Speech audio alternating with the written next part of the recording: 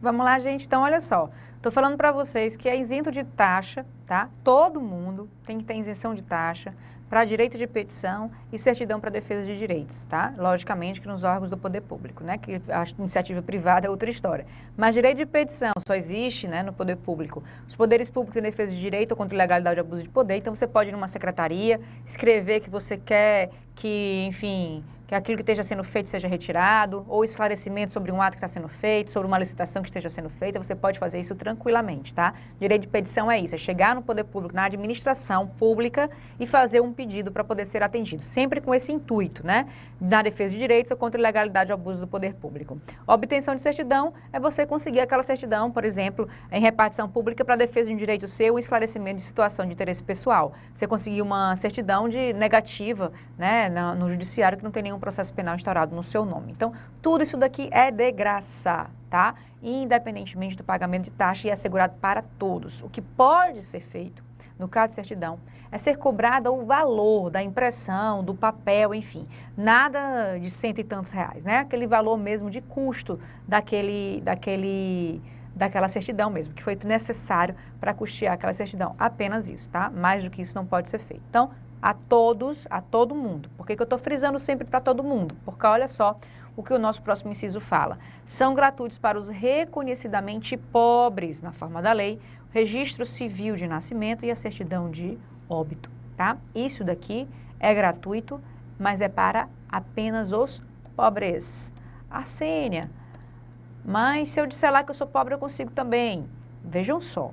A forma de ser reconhecidamente pobre na forma da lei, a lei vai exigir uma declaração de pobreza sua, né? E você responde por falsa informação, obviamente, né? Se você não for pobre, então você vai ter aí algum tipo de sanção, enfim, você pode sim responder por aquilo ali. A única forma de você dizer que é pobre é essa, é declarar que você está sendo pobre. É o que a lei exige para que você possa usar dessa gratuidade no registro civil de nascimento e da certidão de óbito, ok? Ah, mas na prática, todo mundo que tira certidão, né, de nascimento não precisa pagar. E todo mundo que tira certidão de óbito não precisa pagar. Beleza. E na prática, Arsênia, toda vida que eu vou na justiça pedir uma certidão, eu pago. E aí, como é que fica na minha prova? Na tua prova, tu vai na teoria, tá? E usa essa teoria, essa prática, para não te confundir. Porque na tua prova, tu vai saber que certidão para defesa de direito, para alguma informação pessoal, ela é gratuita. E a certidão de nascimento de óbito, ela só é gratuita para os pobres na forma da lei. Então, essas situações práticas que acabam de alguma forma confundindo você, acabam te atrapalhando na hora da prova se tu ficar pensando nesses exemplos práticos. Olha para a teoria e se apega à teoria, porque a tua prova é objetiva, ela é teórica, é nela que a gente tem que se apegar, tá certo? O restante é só para a gente entender. Os cartórios acabam abrindo mão desse pagamento, porque qualquer declaração já garante esse pagamento, então eles abrem mão e permitem aí registro de óbito, registro de nascimento e certidão de óbitos gratuitos, tá? E na maioria das vezes, não estou dizendo sempre, que às vezes tem violação sim, quando o Poder Judiciário exige pagamento de algum valor para tirar uma certidão, ele está ali pegando o valor apenas dos custos daquela certidão, apenas isso, tá certo? Logicamente que a gente tem outras exceções. Na prática, as justificativas são essas, mas na teoria tu não tem o que pensar. Para petição e certidão de interesse pessoal e defesa de direito, paga para todo mundo? Não paga para todo mundo, é isento, todo mundo isento. E aqui nós temos apenas os pobres para certidão de nascimento e registro de óbito, tá? Registro de nascimento e certidão de óbito aí gratuito para os pobres na forma da lei. O que mais que é gratuito, Arsênia? Gratuitas ações de habeas corpus e habeas data, tá? Obviamente na forma da lei, e os atos necessários ao exercício da cidadania também serão gratuitos, tá? Título de eleitor, por exemplo, você vai tirar um título de eleitor, você não paga, você está ali também, atos gratuitos para o exercício da cidadania. Entra aqui nessa ideia, ok? Então essa é a nossa parte de gratuidade da Constituição. Dá uma analisada em tudo, organiza a tua cabeça aí, não deixa a prática te atrapalhar, fica com a teoria, lembrando que para praticar algum tipo de direito, para proteger algum tipo de direito, é tudo gratuito, petição e certidão, para a proteção de um direito, justamente para facilitar essa proteção. Esses direitos aqui em si, de registro de nascimento e certidão de óbito, só é gratuito para os pobres. Vejam que aqui é o direito em si mesmo, eu quero tirar a certidão de nascimento, eu quero tirar uma certidão de óbito, isso é o direito de se tirar. né, apenas para os pobres, que vai ser gratuito. Agora lá, para proteger algum outro direito, que nem está no texto constitucional, petição e certidão vão ser gratuitas para todo mundo, justamente para facilitar essa proteção dos direitos, tá? A lei não excluirá da apreciação do Poder Judiciário lesão ou ameaça a direito, tá? Esse aqui é o nosso inciso processual, é o chamado aqui acesso à justiça, tá? O acesso à justiça está exatamente aqui, porque a lei não pode excluir da apreciação do judiciário essa lesão, ameaça a direito. A lei não prejudicará o direito adquirido, o ato jurídico perfeito e a coisa julgada, né? Isso aqui é um dos limites que a gente tem. A lei ela não pode nascer após um direito adquirido e dizer que aquele não vale mais. O ato jurídico perfeito é aquele que já está finalizado, pronto e acabado, a sua aposentadoria, por exemplo, e a coisa julgada é uma decisão que já está transitada em julgado. Lei nenhuma pode vir e desmanchar isso tudo, a não ser que seja uma nova Constituição, né? Seja uma emenda constitucional, por exemplo. Então, aqui, quando eu falo a lei, eu estou falando de lei infraconstitucional, tá? Uma nova ordem constitucional, ela não tem nenhum tipo de limitação jurídica, né? Inclusive essas daqui. Não haverá juízo ou tribunal de exceção. Juízo, pessoal, é primeiro grau. Tribunal é para a nossa ideia de segundo grau, né? De recurso. De exceção é o que a gente fala quando o ato é praticado e depois o tribunal é montado para julgar aquele ato. O ato é praticado e depois é que eu vou dizer qual é a pena que é possível para aquele ato, se aquele ato é crime ou não é crime e qual é o juiz que vai julgá-lo, né? É o que aconteceu, por exemplo, com o Tribunal de Nuremberg, depois das nossas guerras mundiais, né? Onde aquele pessoal os nazistas, né? Vamos colocar assim, bem no termo para todo mundo entender, foram julgados, né? Aquele tribunal ele foi formado após os atos que foram praticados. Foi o julgamento do Saddam Hussein também, que a gente tem, né? Que foi também um tribunal formado para julgá-lo após os atos terem sido praticados. Enfim, a regra hoje é que você já sabe.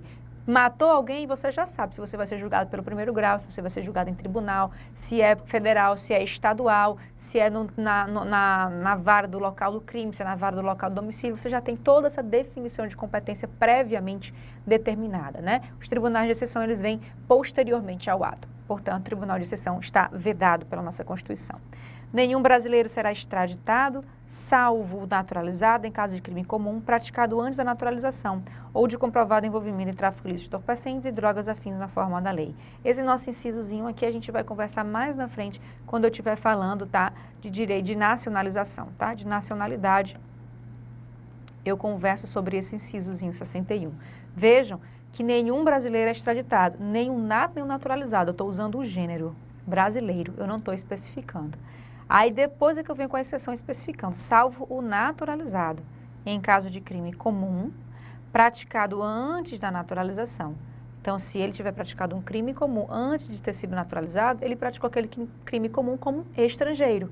Então, nesse caso, ele pode ser sim extraditado. Ou então, após, né, obviamente, a naturalização, o envolvimento de tráfico de entorpecentes e drogas afins, mas tem que ter uma lei definindo, tá? Essa lei ainda não existe. Então, nesse caso aqui, a gente vai ter a possibilidade de brasileiro sim ser extraditado, mas a regra é que brasileiro não será extraditado, tá? Apenas nessas hipóteses. Aí eu converso com vocês nessa aula sobre deportação, sobre expulsão, sobre o Instituto da Entrega, né? Tudo isso a gente vê quando a gente estiver conversando sobre nacionalidade, tá certo? Caminhando aqui. Não será concedida extradição de estrangeiro por crime político ou de opinião. Também converso com vocês mais na frente, tá? Mas vocês já sabem que esse estrangeiro que está no território brasileiro, tá? Se vier um Estado estrangeiro pedindo para ele ser extraditado, e o Estado brasileiro entender que o crime que ele cometeu lá fora foi político ou de opinião, o Brasil não extraditará. Foi o que aconteceu com Cesare Battisti, tá? Pelo Brasil, o Brasil entendeu que aqueles homicídios que ele cometeu na Itália foram crimes políticos e por conta disso ele não seria extraditado. Hoje já era até inclusive brasileiro naturalizado, tá? A gente conversa sobre esse caso também mais na frente. Ninguém será processado nem sentenciado senão pela autoridade competente, né? A nossa ideia de competência, de prévia determinação dessa competência para você saber já por quem vai ser julgado, por quem vai ser sentenciado. Ninguém será privado da liberdade de seus bens sem um devido processo legal, tá? A nossa regra do devido processo legal tem que existir um processo previsto em lei, cumprido integralmente nas formalidades legais, por isso que tantos atos são necessários. Não pode haver cesseamento de defesa, tem que ser garantido contraditório. essa ideia do devido processo legal, ela se desdobra em vários outros princípios, como a ampla defesa, como o contraditório, enfim, tudo isso faz parte do devido processo legal e é necessário que tanto a liberdade ou os bens de um indivíduo para serem privados desse indivíduo tem que passar por um devido processo legal. Aos litigantes em processo judicial administrativo e aos acusados em geral, são assegurados o contraditório e a ampla defesa, que já fazem parte aqui do devido processo legal, com os meios e recursos a ela inerentes, né?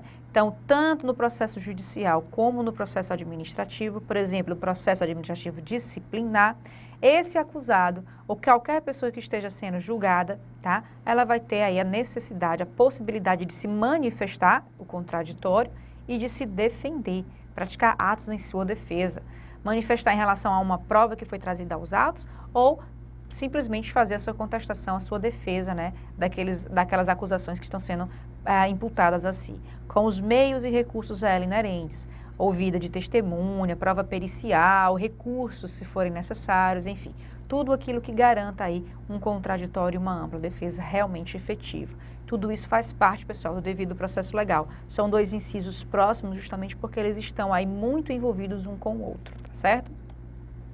São inadmissíveis no processo as provas obtidas por meio ilícitos, tá? Tanto no processo penal como no processo civil, qualquer tipo de processo, até mesmo o administrativo. Então, vamos lá, penal, civil e o administrativo. As provas obtidas por meio ilícito são inadmissíveis. O juiz não pode levar em consideração essas provas, inclusive todos os atos que vierem praticados com base nessas provas ilícitas serão também nulificados. É a teoria da árvore dos frutos envenenados, que o STF vem dando aí uma flexibilizada, mas que ainda é regra, né? A prova ilícita colhida nos autos, se ela vier a ser anulada, né? Se ela vier a ser reconhecida como ilícita, tudo aquilo que foi praticado em cima dela, com base nela, em decorrência daquilo que foi constatado com aquela prova, vai ser anulado também. Ou seja, aquela árvore que é a prova, ela não pode gerar frutos, justamente por ser, né, uma prova ilícita nesse caso, né? Isso aí vale para todos os processos, penal, civil e administrativo. O Estado prestará assistência jurídica integral e gratuita aos que comprovarem insuficiência de recursos, né? A gente tem aí a ideia da assistência jurídica envolvendo essa assistência jurídica a defensoria pública, né? Mas nós temos ainda, pessoal, em cima disso daí, a não cobrança de custas. Então, a assistência jurídica ela é bem ampla. É algo que envolve não só a gratuidade da justiça, mas envolve aí a atuação de defensor público, enfim, tudo aquilo que garanta que aquele que não tem possibilidade de pagar, de arcar com o custo para poder estar na justiça, para que ele possa realmente defender seus direitos na justiça. Esse incisozinho aqui, ele está ligado também com o acesso à justiça efetivo. Porque de nada dizer que a lei não excluirá do Poder Judiciário lesão ou ameaça a direito, se eu não garantir que o indivíduo possa ter acesso ao Judiciário. Então, por conta disso, o Estado está aqui obrigado a prestar essa assistência jurídica integral e gratuita àqueles que comprovarem insuficiência de recurso, tá? Para custear uma assistência jurídica particular, tá certo? Próximo inciso, o Estado indenizará o condenado por erro judiciário, assim como que ficar preso à lei do tempo fixado na sentença, tá? Então, esse indivíduo que passar do tempo de cumprimento de pena, ainda estiver lá dentro do presídio, já tendo cumprido todo o tempo necessário, o Estado indenizará, como também o erro judiciário, o Estado também indeniza. Obviamente que a gente não vê tanto isso, tá, nos tribunais, porque atualmente o nosso sistema carcerário ele está mesmo meio caótico. E por conta disso, muitas vezes o Estado não tem como se responsabilizar. E algumas vezes também aquele erro judiciário é um erro comum, digamos, não vamos falar comum, né? Vamos usar outra palavra. Não é a procuradora do Estado que está falando, tá? Isso aí são jurisprudências de tribunais. Vamos lá entender o que é esse erro do judiciário. Muitas vezes é um erro que é inerente à própria atividade judicial. Por exemplo, não se pode dizer que um juiz errou ao condenar o indivíduo só porque o tribunal absolveu. Estão entendendo? Muita gente entra com indenização, pedindo uma indenização, porque o juiz condenou, estava cumprindo uma pena temporária e aí o tribunal foi e absolveu aquele indivíduo pelo crime. Ah, então o juiz errou. Não, ele não errou, era a convicção dele. O erro dele vai estar se ele não tiver baseado em nenhum tipo de prova, se ele não tiver levado em conta, se ele tiver ignorado indícios de inocência, enfim, ou ignorado provas da inocência, se tiver alguma coisa mais concreta que especifique essa reforma da sua decisão. Mas a mera reforma em si não considera erro judiciário. Por quê? Porque é inerente à atividade judiciária a reforma de decisões. O direito, como a gente já conversou, é algo muito subjetivo. Um juiz pode entender de um jeito, outro juiz pode entender de outro jeito, e isso é inerente ao próprio Poder Judiciário. Obviamente, vamos lá para uma situação que há, sim, a necessidade de indenização. Tem um mandado de prisão expedido contra a minha pessoa, está lá em aberto. Fui preso, tá? Por conta daquele mandado, consegui um habeas corpus e a minha prisão foi relaxada porque ela era ilegal. Só que não deram baixa naquele meu mandado de prisão, e ele continua em aberto. Aí um belo dia eu estou lá em algum órgão público, por exemplo, no Detran, e tem lá um mandado de prisão em aberto contra a minha pessoa e eu sou preso novamente. Aí eu tenho um erro, tá? Aí eu tenho um erro, claro, obviamente, né? A indenização aí vai ter que imperar, e depende do tempo que ele passar em prisão, como foi feita essa prisão, enfim, né? Às vezes ele é apenas recolhido até a delegacia e aí é colocado em liberdade, obviamente que tem a obrigação de fazer esse recolhimento, justamente porque é na delegacia que vai se identificar se houve ou não houve um relaxamento, enfim, tudo aquilo ali vai depender da própria prática do ato, de como ele foi feito. Mas se o indivíduo foi recolhido à delegacia, o delegado teve a oportunidade de consultar, consultou, não identificou o relaxamento da prisão e mandou o indivíduo para o presídio, aí já é outra circunstância, tá? Nós já temos outra situação. Enfim, tudo muito subjetivo, né? O caso concreto é que vai definir alguma coisa. Mas o Estado está aqui obrigado, portanto, a indenizar tanto o erro judiciário como aquele que fica preso além do tempo fixado na sentença. Essa segunda hipótese aqui, ela é mais clara, né? É mais objetiva, é mais fácil de identificar do que o próprio erro judiciário. Continuando aqui, ó, a todos no âmbito judicial e administrativo são assegurados. Vejam que é judicial e administrativos. A razoável duração do processo e os meios que garantam a celeridade de sua tramitação. Eu deixei isso daqui, ó, porque esse é um direito fundamental incluído em 2004 pela nossa emenda constitucional 45. Esse direito fundamental ele não existia, tá? É um direito que não vem originário da nossa Constituição Federal. É o primeiro inciso que é inserido aqui no âmbito do artigo 5º, criando um novo direito fundamental. Aqui eu vou te puxar para aquela nossa aulinha lá de processo legislativo, quando a gente falou das cláusulas pétreas, onde qualquer tipo de proposta tendente a abolir as cláusulas pétreas estariam fadadas, né, a não tramitar, não poderia, era vedada a tramitação daquela proposta de emenda constitucional. Dentre as cláusulas pétreas nós temos direitos fundamentais. Então, veja a diferença de uma emenda constitucional querendo abolir um direito fundamental e de uma emenda constitucional querendo ampliar um direito fundamental. Para abolir não pode, mas para ampliar pode. Está aqui o nosso caso de ampliação de direito fundamental. Ou seja, eu crio um novo direito fundamental através de uma emenda constitucional que fala de uma cláusula pétrea, mas não está violando aquela cláusula pétrea. Violaria uma cláusula pétrea se eu estivesse querendo retirar algum desses direitos fundamentais que a gente vê no artigo 5º, tá certo? Então, por conta disso, está aqui uma hipótese de que pode sim processo de emenda constitucional para ampliar direitos fundamentais. Vamos lá aprofundar essa ideia de ampliação de direitos fundamentais. Agora que você já viu todos os direitos fundamentais que nós temos aqui no artigo 5º, está faltando só os remédios que eu vou ver já, tá? Mas nós já vimos todos os direitos fundamentais. O que é ampliar direito fundamental e o que é abolir direito fundamental? Vejam só esse exemplo. Você tem, ó, o seu direito à liberdade. Isso aqui é um direito fundamental. Ok? E a Constituição Federal, ela vem prevendo as prisões, que diminuem esse teu direito à liberdade. Eu posso ter uma emenda constitucional abolindo uma hipótese de prisão? Posso. Por que, ACN? Se a prisão está no artigo 5º, é um direito fundamental, como é que pode ter uma emenda constitucional abolindo uma prisão? Porque, pessoal, eu vou estar ampliando um direito fundamental seu, que é a liberdade. Entenderam? Então, olha só que eu vou repetir, tá? Eu estou no artigo 5º. No artigo 5º, eu tenho a minha liberdade de locomoção, que nós vimos. No artigo 5º, eu tenho as hipóteses de prisão que a lei pode adotar. No artigo 5º, as minhas liberdades, tá, estão aí amplas e elas não podem ser diminuídas. Mas aqueles incisos que diminuem as liberdades, eles podem sim ser modificados. Porque se ele está diminuindo uma liberdade e ele é retirado da Constituição, ele amplia aquela liberdade de qualquer forma.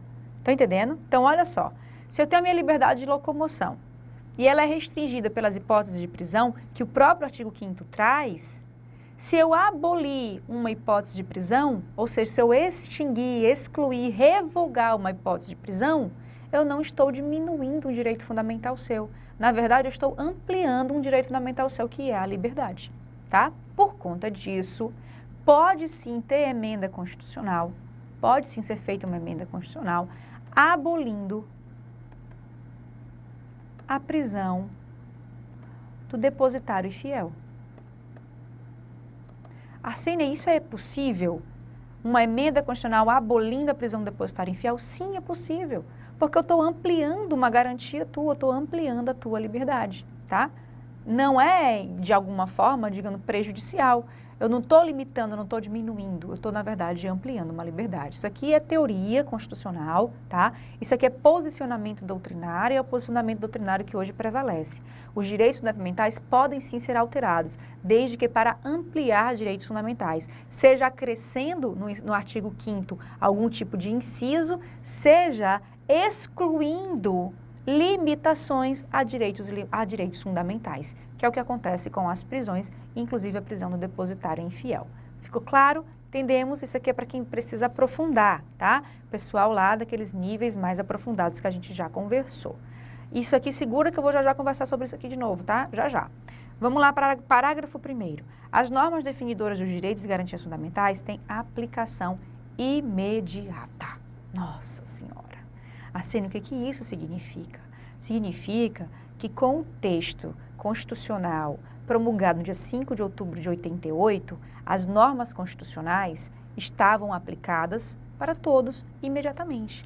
A aplicação diz respeito à produção de efeitos. Então, eu aplico uma norma constitucional, eu permito que ela produza efeitos. Entenderam? Uma coisa é produzir efeitos, uma coisa é quais efeitos serão produzidos. Então, vamos entender. A aplicação, sim, todas as normas de direitos fundamentais têm aplicação imediata. Ou seja, todas as normas de direitos fundamentais produzem efeitos imediatamente. Mas, nem todos esses efeitos serão produzidos por todas as normas de direitos fundamentais. Entendam. Todas as normas de direito fundamental têm aplicação imediata. Ou seja, todas as normas de direito fundamental produzem efeitos imediatamente, mas nem todas as normas de direito fundamentais produzem todos os seus efeitos. Há diferença de aplicação e de aplicabilidade. Entenderam? A aplicação e a aplicabilidade. Aplicar é permitir aquele efeito. Aplicabilidade é entender quais efeitos vão ser feitos. É a história de estar feliz e da felicidade, né? Feliz é uma condição de estado, você está feliz. Felicidade, aí vão ter situações onde você poderá garantir, né, estar feliz. Isso você sabe, né? Nós temos um direito fundamental à felicidade. Então, olha só, pessoal. Dentro dessa nossa noção aqui de direitos fundamentais, a gente precisa entender exatamente a diferença de aplicar uma regra de direito fundamental e da aplicabilidade daquela regra de direito fundamental, tá? Então, primeiramente, aplicação, aplicabilidade. Ok? A aplicação é produzir efeitos.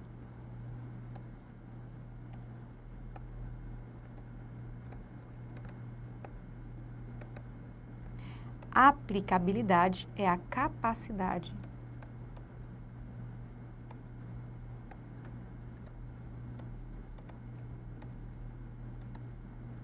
ok? É a capacidade de produzir efeitos. Olha só, toda norma constitucional produz efeitos, mas nem toda norma constitucional produz todos os seus efeitos. É isso que a gente está aqui diferenciando. Tá entendendo, Alan? Então, olha só, toda norma constitucional, ela vai produzir efeitos. Então, já estou te dizendo que toda norma constitucional, do artigo 1º ao último artigo da Constituição, produz algum tipo de efeito. Mas nem todas as normas constitucionais vão conseguir produzir todos os seus efeitos. Então, a CNU está dizendo para mim que as normas constitucionais, elas produzem mais de um efeito? Exatamente. As normas constitucionais produzem mais de um efeito. E eu costumo chamar esses efeitos de efeito abstrato e de efeito concreto, tá? O meu efeito abstrato é aquele efeito que você não consegue visualizar no seu dia a dia. Você não vivencia aquele efeito. Você não concretiza aquela norma constitucional. Por exemplo, direito de locomoção. Qual é o efeito que você consegue visualizar? Você andando para lá e para cá, né? Esse não é o efeito abstrato. O efeito abstrato de direito de locomoção, que a Constituição fala, a todos é garantida a locomoção no território nacional em tempo de paz. Qual é o efeito abstrato que a Constituição está trazendo? Ela está impedindo, vedando o poder público de trazer uma regra limitando a sua locomoção no território nacional em tempo de paz. Vocês estão entendendo? Tem uma noçãozinha de supremacia constitucional. Se a Constituição está falando que você tem liberdade de locomoção em tempo de paz, nenhuma lei pode vir diminuindo essa sua liberdade em tempo de paz, porque a Constituição não deu exceção. Estão entendendo? Então, em tempo de paz, sua locomoção é livre. É livre a liberdade de pensamento, vedado o anonimato. Então, se você se identificar, você pode expressar o seu pensamento do jeito que você quiser, desde que você se identifique, é a única condição, tá? Não pode vir uma lei dizendo que você não pode manifestar seu pensamento. Vocês estão entendendo? Então, toda essa normatização constitucional, ela produz um efeito. Ela vai impedir que o Estado atue de forma contrária ao seu texto. Ou seja, vedação ao poder público para atuar contrário ao seu texto. Seu texto constitucional, tá? E a atuação do poder público contrária ao texto constitucional envolve os atos administrativos do Poder Executivo, tá? Isso aqui é um E. Os atos legislativos, as leis do Poder Legislativo e, obviamente, né, as decisões do meu Poder Judiciário. E lógico, né, atipicamente, aqueles atos que refletem também funções atípicas. Ou seja, todos os atos do Poder Executivo, todos os atos do Poder Legislativo e todos os atos do Poder Judiciário. Eles não poderão atuar de forma contrária ao texto da Constituição Federal. Esse é um efeito, pessoal, que toda norma produz. Toda norma constitucional, seja qual for, produz esse tipo de efeito. Proíbe que o Estado atue contrário ao seu texto. Vamos pegar aqui um exemplo? Tem um tipo de norma chamada, a gente vai entender mais na frente essa classificação, de norma meramente programática. Eu já não gosto porque esse meramente parece assim uma coisa, né, diminuída, e nenhuma norma constitucional pode ser diminuída. É o que acontece, por exemplo, no nosso artigo 3º, que fala de objetivos da nossa República. Por exemplo, garantir uma sociedade livre, justa e solidária. Muita gente fala que isso é uma utopia, que isso jamais acontecerá, porque uma sociedade livre, ela não é justa, uma sociedade justa, ela não é livre, muito menos solidária e por aí vai. Mas, está no texto da Constituição Federal. E aí, Arsênia? E aí que nem o Executivo, nem o Legislativo, nem o Judiciário podem agir contrário à liberdade social, à justiça social e à solidariedade social. A nossa sociedade, nos atos do nosso poder público, tem sempre que estar sendo preservada diante da sua justiça, da sua liberdade e da sua solidariedade. Não pode ter lei que prejudique a justiça, nem a liberdade, nem a solidariedade, decisão judicial, nem ato administrativo. Por quê? Porque toda norma constitucional impede exatamente essa atuação do Estado. Em outras palavras, tá? A Constituição Federal, ela vincula a atuação do Estado. O Estado tem sempre que agir de acordo com o que a Constituição diz. Ele não pode violar. E esse efeito que a gente tem na Constituição de proibição, que alguns chamam de efeito negativo, porque é uma proibição de atuação contrária, né? É um dizer não para o Estado, isso você não pode fazer. Esse efeito abstrato tem em toda norma constitucional, inclusive nas meramente programáticas. Então, questão de prova, perguntando para você que o artigo tal da Constituição é meramente programático, portanto não produz efeito, está errado. Qualquer artigo da Constituição que seja colocado na sua prova dizendo que ele não produz efeito, está errado, tá? Até o preâmbulo, que não é norma constitucional, produz efeitos. Então, por que os demais artigos da nossa Constituição não produzem efeitos, né?